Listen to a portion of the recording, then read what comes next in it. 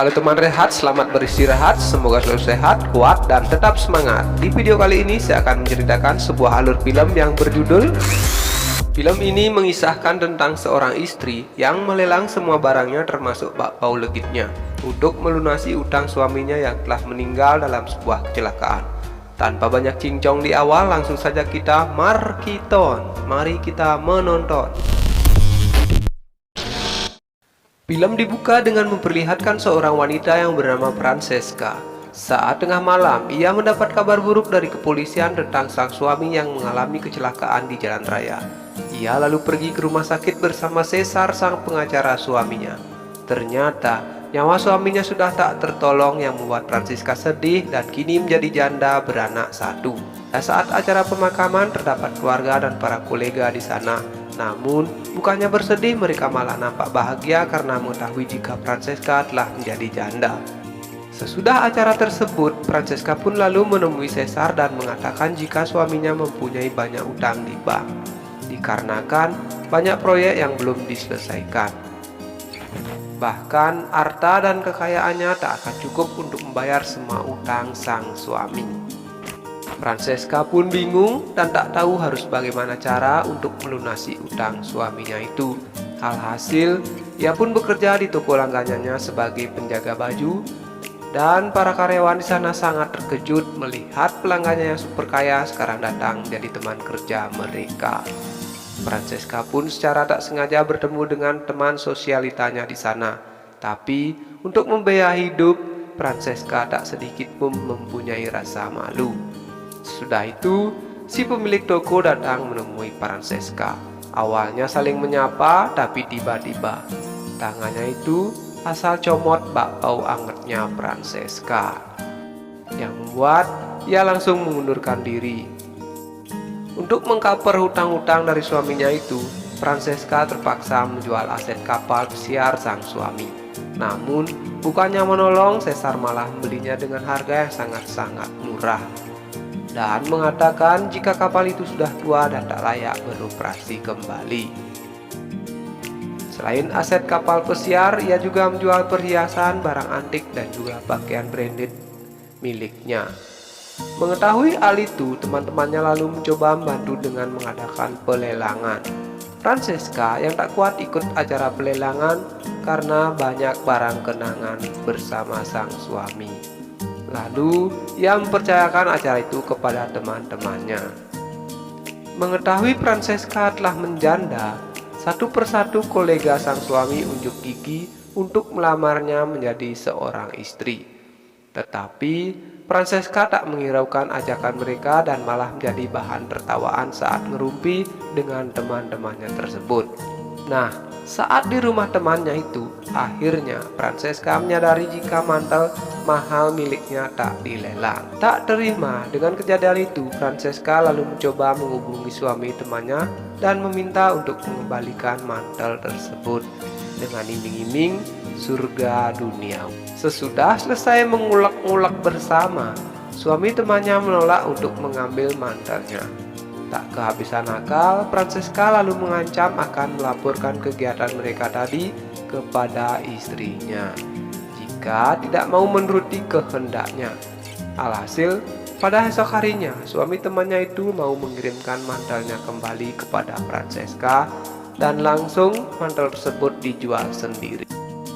Uang dari hasil penjualan mantel itu ia gunakan untuk membiayai kehidupannya sehari. Tak lama kemudian, temannya yang mengetahui jika suaminya telah mengembalikan mantel milik Francesca lalu mencoba mengambilnya kembali. Karena tak mau ribut, Francesca pun jujur jika uangnya telah habis untuk membayar utang. Temannya yang kesal lalu memberitahu jika sebelum meninggal suaminya Francesca pernah main serong dengan wanita lain nama Camilla. Francesca yang baru tahu akan hal tersebut sangat bersedih. Ia pun tak menyangka mendiang sang suami yang terlihat polos ternyata mengkhianatinya. Lantas, ia bergegas menemui Camilla yang ternyata seorang karyawan dari almarhum suaminya itu. Saat bertemu, adu mulut pun tak terhindarkan lagi. Hingga Camilla pun menjelaskan jika sebelum suaminya meninggal, ia sempat bertanya di antara ia dan Francesca siapa yang dipilih. Tentu saja, sang suami pun berkata tetap akan memilih Francisca. Francisca pun bingung antara harus bersedih atau merasa bangga, karena yang menjadi pokok permasalahannya kini ialah uang Francisca telah habis untuk mengcover angsuran utang-utang milik suaminya. Ia pun lalu memiliki ide gila dan meminta kepada Caesar untuk mengumpulkan orang-orang yang mau ikut undian, di mana hadiah dari undian tersebut adalah dirinya sendiri, di mana para peserta harus menyediakan uang sebesar 100 juta lira untuk membeli undian itu. Dan akhirnya sayembara pun dimulai. Francisca diajak oleh Caesar ke sebuah pesta orang-orang konglomerat, dan di sana banyak sekali juragan-juragan yang ikut menjadi peserta ujian, mulai dari kakek-kakek yang sisa napas terakhirnya hingga juragan muda serta para ibu-ibu. Di tengah-tengah para undian terdapat seorang pria bernama Antonio yang ingin ikut serta dalam undian tersebut, tapi bukan dengan cara membayar sejumlah uang, melainkan dengan cara sengaja menabrakkan diri. Semua itu ia lakukan karena Antonio pengangguran berat, tapi sangat tergiur dengan bakpao milik Francisca. Francisca pun lalu membawanya ke rumah. Di sana, Antonio nampak pingsan dan kesakitan. Francisca yang mengetahui dan kehilangan akal mencoba membangunkannya dengan cara menunjukkan bakpao kembungnya di hadapan Antonio. Dan dari sinilah Francisca akhirnya tahu jika ia curang, yang membuat Francisca lalu mengusirnya keluar dari rumah. Di sisi lain, ternyata Caesar sangatlah licik terhadap Francisca. Ia memberitahu para peserta jika syarat untuk undian tersebut ialah 300 juta lira. Padahal dari awal Francisca cuma mematok harga sejumlah 100 juta saja. Di tempat yang berbeda, ibu mertua yang mengetahui kegiatan undian tak setuju dan lalu memarahi Francisca. Selain itu, ia juga meminta agar Francisca menyerahkan cucu tercintanya kepada ibu mertuanya tersebut, agar cucunya tak mengetahui kegiatan buruk yang dilakukan oleh ibunya sendiri.